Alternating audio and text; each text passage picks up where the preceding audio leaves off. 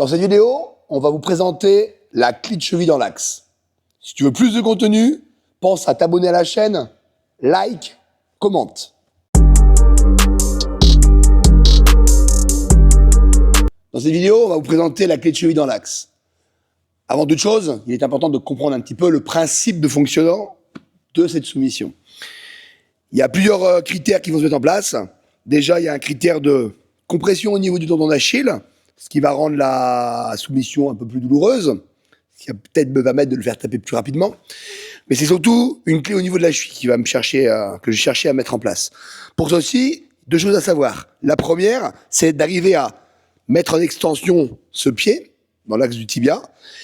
Et de plus, une fois que l'extension est effectuée, de trouver cette possibilité de mettre ce pied en rotation comme ceci. Ok, donc ça va faire 1 écrasement, 2 je tends, 3 je tourne.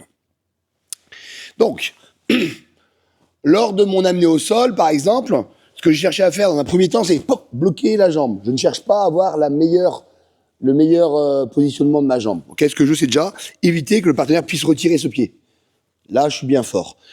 Ce que je vais faire, c'est que je cherchais à pousser le genou en direction du sol et je connectais le mien contre le sien.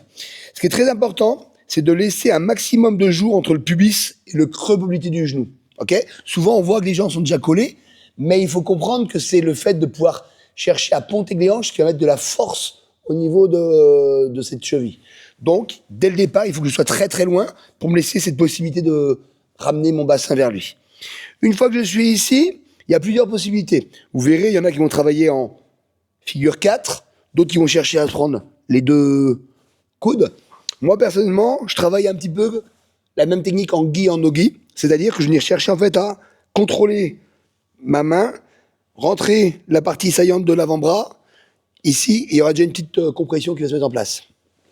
Maintenant, on a dit qu'il fallait chercher l'extension du pied. Ramène ton pied, Ryan, vers toi.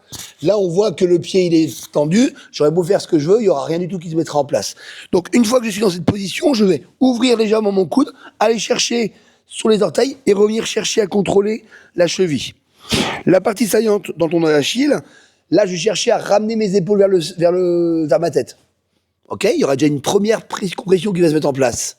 Maintenant, pour mettre en extension le pied et en torsion, je vais chercher en fait à rentrer ce coude-là dans l'intérieur. Mon regard va chercher toujours derrière. Je ne reste pas à regarder mon partenaire. Okay, je rentre, je tire, et là, j'ai plus qu'à mettre un coup de bassin. On voit bien que le bassin a avancé pour mettre en place la force au niveau de la cheville.